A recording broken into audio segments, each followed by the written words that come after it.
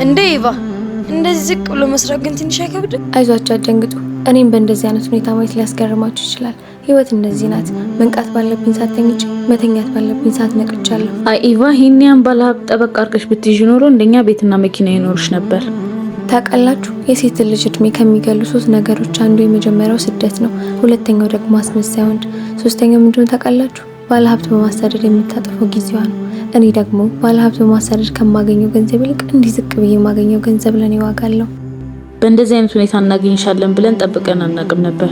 ልክ ነሽ። የህይወት ትልቁ ድክመት ተስፋ መቁረጥ ነው። ህይወት የትግል መድረክ ናት። ተስፋ ያልቆረጠ የፈለገውን ያገኛል። እኔም የፈለግኩትን እስካገኝ ድረስ ተስፋ አልቆርጥም። እንግዲህ እያሰብሽው ይሳካልሽ። ትላንት ስለ ዛሬ ያወቅ አልነበረም። ዛሬም ስለ ነገ የሚያውቅ የለም። ፈጣሪ መጨረሻችንን ያሳምርልን። ጎዳና ጎዳና ጎዳና